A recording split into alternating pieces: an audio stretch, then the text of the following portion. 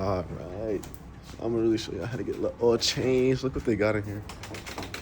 They got a little, I don't know what they got. They be changing this shit hella fast. That's the whip right there. You're gonna see the whip in a couple of months, a couple of years. I'm gonna sit my ass down and update my life. How you doing today? Oh well. Do you sports bet?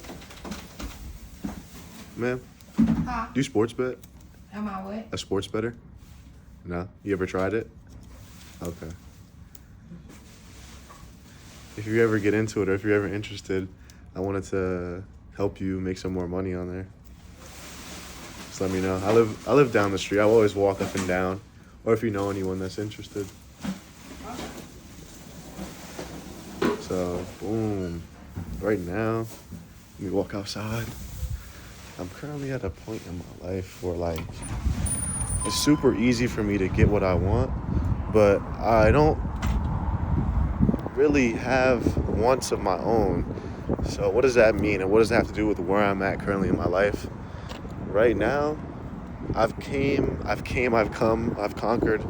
I'm currently in Atlanta, Georgia, where, it's Atlanta, Georgia. Like, it's Atlanta, Georgia. There's not much to say about Atlanta, Georgia, besides the opportunities, the people, and that's the reason why I came down here, was for the people, the content creators, and also the acting. And I came down here a couple months ago, probably mid-August, and I stayed in an Airbnb, and immediately I was not approached, but I came in contact with someone, a porn star, that made me believe that my channel should take the direction of relationships and Riz. Because I'm like, all right, it came to me this easy, and there's so many people like that down here. I might as well just tap into that niche and go full force and just like take that over, because I'm smooth, right? I'm smooth. I have people skills. I'm good at relationships, and I'm good at convincing people that they're the shit and whatever, Riz content, making people feel good on camera, talking to them, getting conversation, et cetera, et cetera, et cetera. And so from there, I don't know where life has taken me, you know what I'm saying? Because I then moved to an apartment right down the street from here. I don't know if you guys know this little spot over here, but I'm literally right down the street. This is Briarcliff Road. And I just developed relationships and joined groups where that was the norm and that it was made easier, right? They had systems for bitch content. Go to the school, public interviews. I'm like, damn, this shit is simpler than I thought.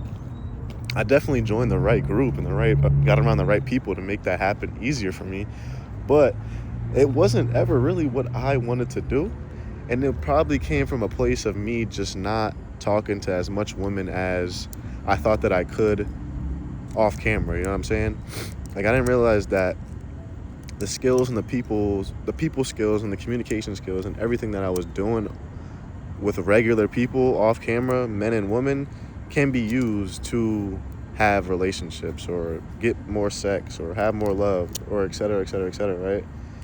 And so I used the content as a way to talk to them, get that need fulfilled, but it didn't really fulfill the need because it didn't go anywhere. Like, I was just talking to people for business. It became a business thing.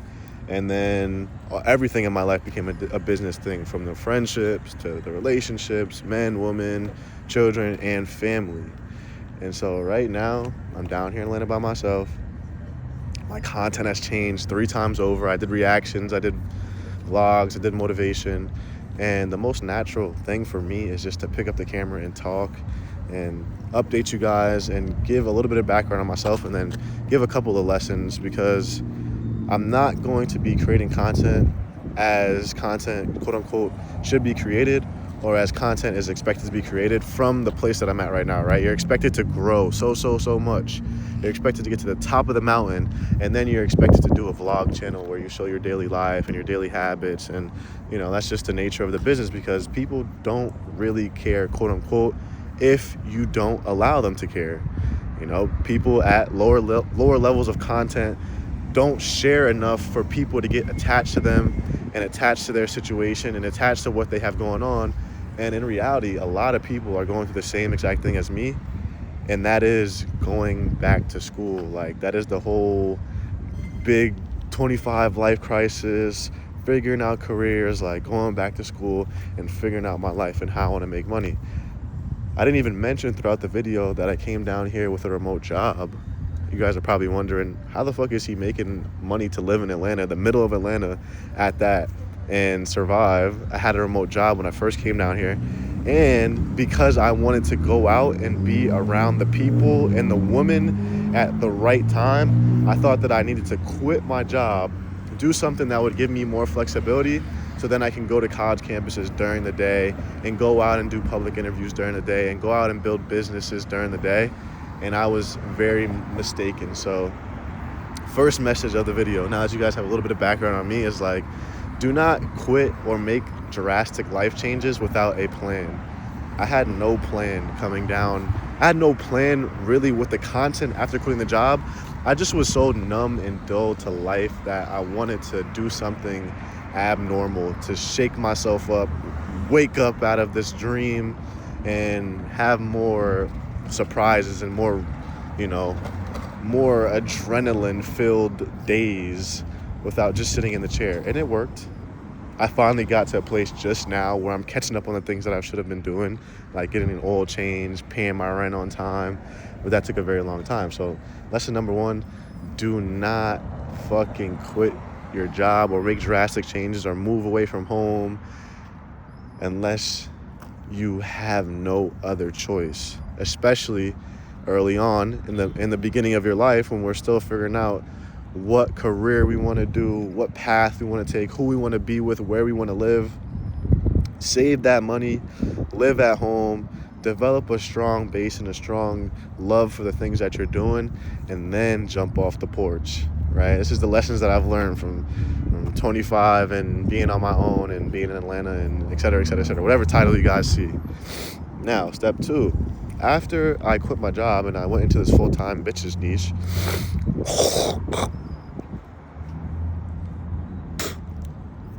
what I now realize that every career path, every niche, everything in life comes with its own set of consequences. Yeah, it's super duper easy to go out and talk to women every day and go out and, just have that be a career. But if you're not monetized and you're not doing drastic, or you're not doing the most efficient style of creation where you go out, you talk to women, you post it, you go out, you talk to women, you post it, the growth is so slow and you won't be making money from it. So I was extremely delusional, right? That's to all my content creators out there. It's like, be very realistic. If you're not going to outwork the competition, and this is in whatever niche that you're in, you're not going to outwork the competition, you're going to do the bare minimum. Do not expect the results that these people who are working extremely hard are seeing. And that is point number 2. It's like, you are not the successes of the people around you. Yeah, I was in this group where everyone was having a lot of successes and people were seeing the things that they want to see out of life, and very successful content creators that I was able to speak with and network with and work for and work with, and it made me feel like their successes were my successes, and that's just not the case, because they don't get the money. I don't get the money that they get from the content and the work that they put in, right? Crazy. Imagine me thinking that I'm about to get just as much money as them delusionally from the content that they're putting out and working extremely hard for, and developed years and years of consistency, hard work, determination, focus to be able to put that out. So when you're in this part of your life, do not expect to be at the level of the people around you, because chances are you're either in a career, you're an entrepreneur, or or you're in school still, or grad school, right? Those are the common things. Or maybe you're working a job, you didn't go to school, and you're working a job that you don't really like, but you have to work for whatever reason to put money in your pocket. You have responsibilities, maybe your parents are starting to get on you about leaving home. Maybe you had a child, or maybe, certain circumstances happen in our life where we just believe we don't have control over it, but we do. And so out of those circumstances, there's going to be a lot of people around you, just by default, the world that we live in, that have more success and less success. And if you focus on the people who have more success and you use that as a measure of your own self-worth or a measure of your own, greatness, and even the people behind you too, if you use that as I'm better than them, I'm good right now, you'll never grow and you'll stay stagnant and you'll be at a place that I'm at right now. You'll be at, I wouldn't say ground zero, but you'll be at a place where now it is time to make not extreme, but change fast, quickly. Cool. So now we get here, and present day, I'm working at CVS Pharmacy. CVS Pharmacy, smooth little job. I'm working at this restaurant, barely,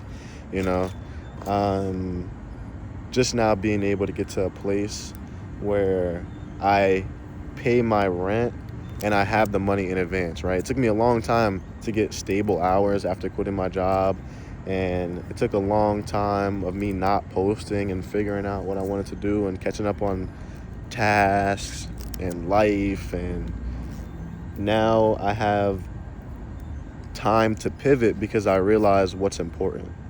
And that is number 3 throughout this video. Like, you have to realize in life what's important and important to you. I was not only measuring my success against others, but also their wants and desires in life. And their wants and desires in life are not my wants and desires in life. And yeah, for a short amount of period, you can pretend to want to do and want to complete and want to live out the things that they want to see you live out. But it's very short-lived, and you'll get to a certain point where you develop feelings of resentment from them because you're chasing this life that they want for you and not that you want for you. And eventually you guys will find common ground, which I'm glad that, remember those people that I mentioned, I was able to find a place that fit for the both of us, doing what I wanted to do and helping them in some way. But it takes time, and it shouldn't if you're upfront and honest in the beginning and don't try to do too much of what you don't do or what you shouldn't be doing. But that is a different game. That's a business game, right? That's a value game that sometimes is not meant to be played or has to be played, but sometimes it allows for, better things. That's a strategy game. Don't get that confused with life and your own desires. So boom. I'm here now, and I'm making career decisions at this point in my life, 25 years old. And I'm like, all right, I'm going to go to law school. Because I realized that work doesn't have to be happy and exciting, and you have to find the joys and the love within everything. And I definitely want to make the most money that I possibly can throughout that time. You know what I'm saying? And so I'm going to go to law school. I'm going to become a sports agent, entertainment, business, wherever I want to apply it. I know that there's many applications to being an attorney. I don't necessarily want to be in court, but if I find myself there, I find myself there. And mainly I want to go work for a sports agency for a couple of years, learn their systems, and at the same time also be building my own thing. And on the, not like conflicting, but at the same time be networking with up and coming players, and knowing that eventually in a couple of years I want to open my own agency and use it to not only help athletes who are not as great but who have a lot of talent and are missing a few intangibles or missing a few things that separate them from actually being able to take themselves to the next level, like branding, right? I want to have a focused branding department where they build personal brands and figure out how we can basically make them like artists, right? Where they get the chains, they get a few things, they find ways to get to schools that get them the notoriety, they find ways to get, interviews and Sports Center and all those things that are now important in 2025 and beyond, and use that as leverage. Like, think of Bronny James. Bronny James was being crafted to be an NBA player since the moment he was Bronny James. And not obviously, but because LeBron is his father, he does have a lot of advantages.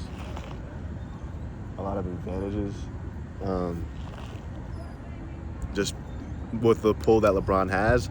But if we think of another star that has used his personal brand, Mikey Williams, Jared McCain, athletes like that who aren't necessarily that dominant, but bring a lot to an organization from a fan base standpoint, and that gets them on the court. And if you're on the court and you get on the court long enough and you stay on the court long enough and you continue to build, and not to take away from anything that Jared McCain has ever done or his skill sets, but you develop confidence, and that confidence of being out there and staying out there allows you to grow.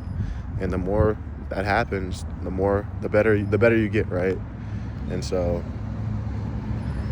I'm super excited to take you guys along this journey.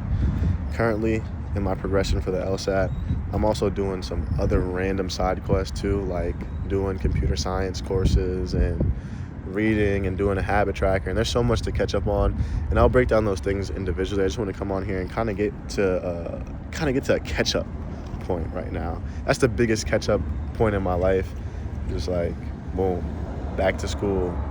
So I have the LSAT in April. I'm going to be studying every day. Today my progression for the thing was like not that amazing. You know what I'm saying? It was not that amazing because I just sat at the computer early in the morning. I woke up at 5. I went to the gym. I cleaned up, and I sat and I just put the chair back and picked up the book, the study guide book, and I just was like, you know what? I read like 3 or 4 pages. I'm like, I'm going to read in the bed. Worst thing that I've ever said. Famous last words. I went to the bed, started reading, read 3 more pages. I put my head down. I said, all right, I'm gonna just read from here. Read 3 more pages. All right, I'm finna lay down. 3 more pages. All right, I'm about to take a nap. Oh.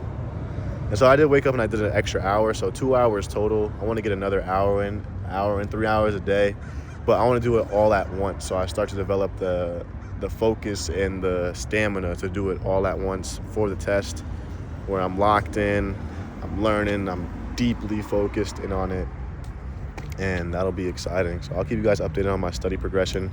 Right now, I know that I need to not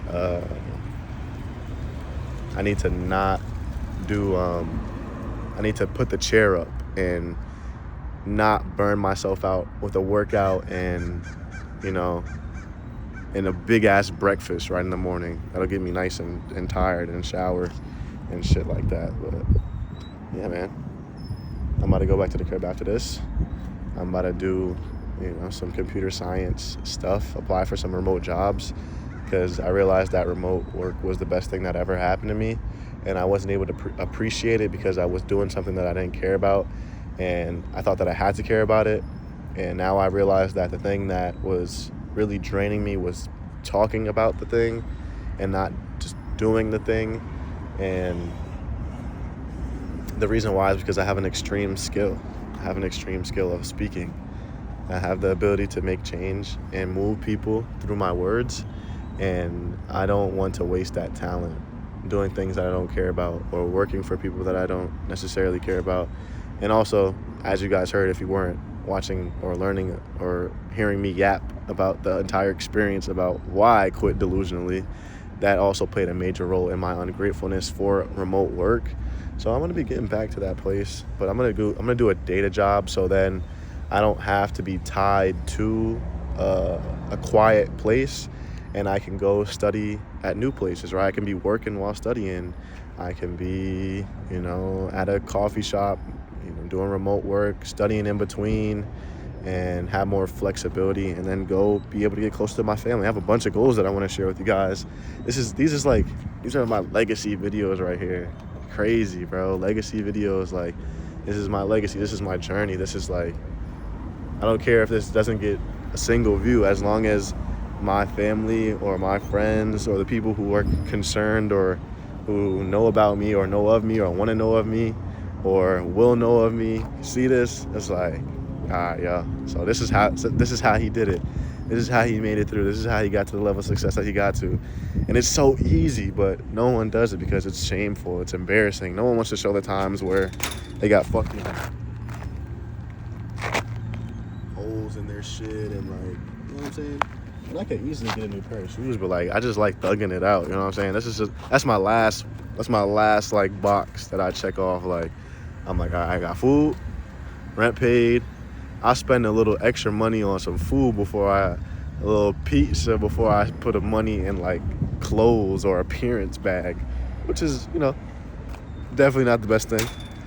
But yeah, no one likes to show these times. These times suck. These times, they don't necessarily suck for me, but a lot of people feel like, damn, I don't want to be here. I'm ashamed of these times. And I always told myself that I'm going to be the one and the CEO who shows the whole entire journey from beginning to end in the most authentic way to me. And I always fall off because it's painful. You know, it's definitely painful. It's not the most exciting thing ever. It's just like, damn, like, you know what I'm saying? It really does make you feel bad about yourself, but at the end of the day, you kind of need that. You kind of need to feel like and understand and talk through it with yourself and with the community. And so, you know, I am doing motivational speaking or guiding of people's goals right now. And that the life that I'm living doesn't make me want to push further in that direction and find more people to help with their goals, because it feels like, damn, my goals aren't accomplished, or I put my goals aside for so long for the desires and goals of others, which is what it was supposed to be. It was supposed to be extremely unselfish thing where, and I know I'm jumping around here, so keep up, keep up, you know.